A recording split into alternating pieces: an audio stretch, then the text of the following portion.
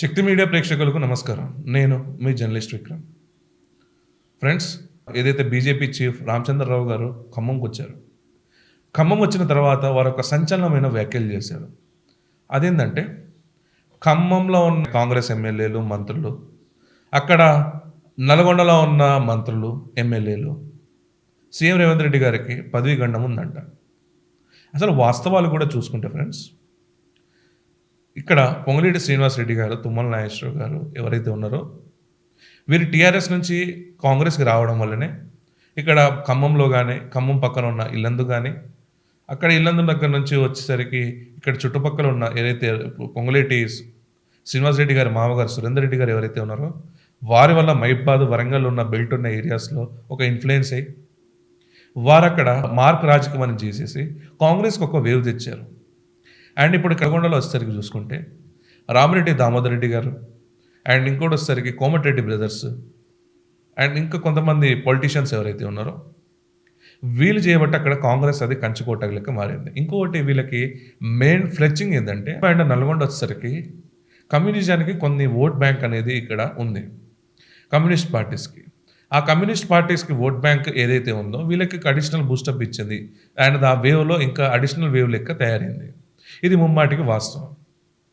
కానీ ఇప్పుడు వీరు ఈ నల్గొండ జిల్లా ఏదైతే మనం రాజగోపాల్ రెడ్డి గారు మనం మాట్లాడుకుంటామో, ఇక్కడ పొంగులేటి శ్రీనివాసరెడ్డి గారి గురించి మాట్లాడుతున్నామో వరుసగా అవమానాలు ఎదుర్కొంటున్నాయి.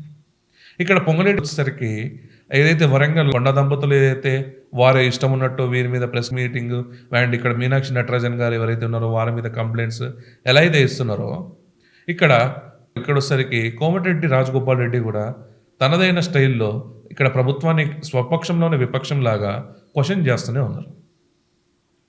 ఇక్కడ క్వశ్చన్ చేయడం వల్ల తన ఎమ్మెల్యేనే తను క్వశ్చన్ చేయడం వల్ల కాంగ్రెస్ ఇప్పటివరకు డిసిప్లినరీ యాక్షన్ ఏం తీసుకోకపోగా, వారికి మంత్రి పదవి ఇవ్వకపోగా ఇంకా ఈ ఇష్యూని పెద్దగా చేస్తుంది ఇక్కడ కాంగ్రెస్.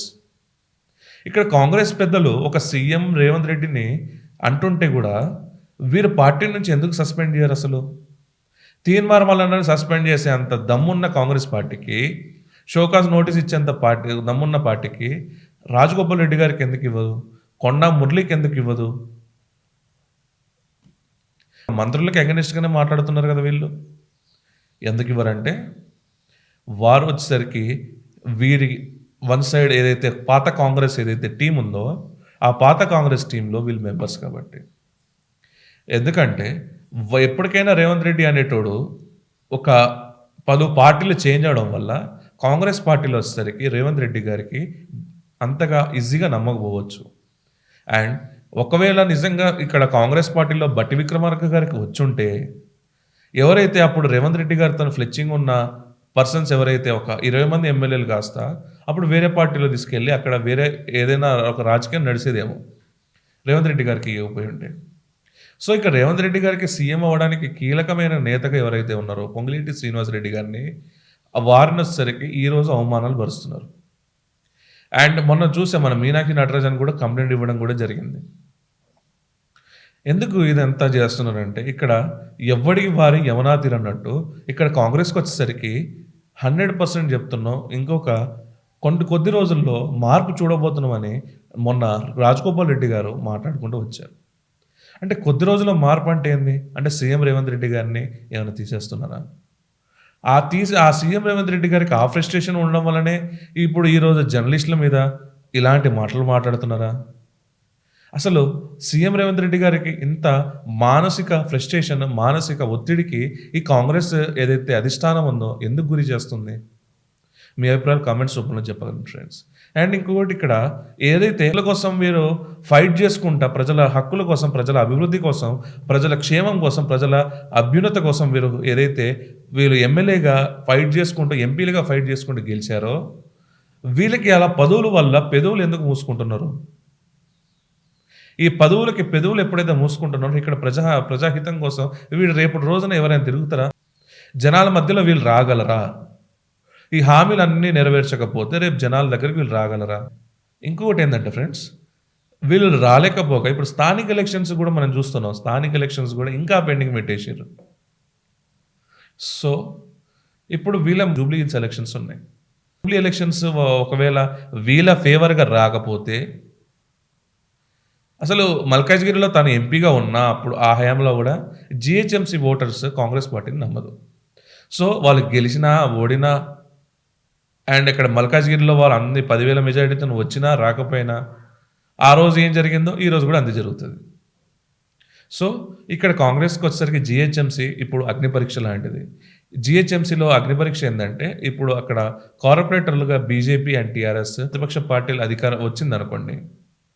ఇప్పుడు వారు ఏదైతే జంపింగ్ జపాంగులు పక్కన పెడితే, ఎవరైతే నిక్కాసైన ఓటర్స్‌ని మాత్రం మీరు కొనలేరు గదా! ఓటర్స్‌ని ఎందుకంటే ఇక్కడ హైడ్రా పేరు మీద వీరు చేసిన దందా ఏదైతే ఉందో, ఇది ఆల్రెడీ అక్కడ పా ప్రజలకు ఆల్రెడీ ఫీడ్ అయిపోయి ఉంది గ్రౌండ్‌లో. సో, ఇక్కడ హైడ్రా వల్ల ఇక్కడ జీహెచ్ఎంసీ చాలా దెబ్బతింటది. జూబ్లీ గెలవదు. జీహెచ్ఎంసీ గెలవదు. సో, ఈ కాంగ్రెస్‌లో ఈ ఇంటర్నల్ పాలిటిక్స్ ఎప్పుడైతే వీరు వదిలేసి, ఒక రాజకీయంగా వీళ్ళు ఒక ప్రజల కోసం పనిచేసే ప్రజాప్రతినిధులుగా ఎప్పుడైతే మారతారో, ఆ రోజు వీళ్ళని ఎవరినైనా ఓటేసే ఛాన్స్ ఉంది. సో, స్థానిక ఎలక్షన్స్ ఇంకా డిసెంబర్, జనవరి లేకుంటే సంక్రాంతి తర్వాతనే పెట్టొచ్చు ఫ్రెండ్స్. ఇప్పుడులో అయితే పెట్టరనేసి ఒక సమాచారం.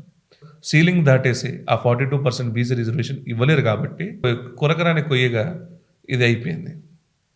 సో, ఇప్పుడు కేంద్రాన్ని నిందిద్దామంటే, కేంద్రం క్లారిటీగా కొన్ని ఎవిడెన్స్‌లు చూపిస్తుంది. ఏదైతే అప్పుడు జయలలిత గారిది చేసింది, దాంతో బీహార్‌లో చేసింది, ఇవన్నీ చూపించుకుంటూనే వచ్చింది. సో, ఇదనేది జరగదని చెప్పేసి ఆల్రెడీ సుప్రీంకోర్టు దీని మీద తీర్మానాలు కొన్ని ఉన్నాయి కాబట్టి, అది జరగదని ఏదైతే నైన్త్ షెడ్యూల్ అన్నారో అక్కడ సుప్రీంకోర్టులో ఆల్రెడీ కొట్టేశారు కాబట్టి, సో, ఇలాంటి కొన్ని కేసులు ఇంకా పెండింగ్‌లో ఉన్నాయి కాబట్టి, ఈ బీసీ రిజర్వేషన్ అనేది జరగదు కాబట్టి, ఈ ఎలక్షన్స్‌కి వీళ్ళెళ్లరు.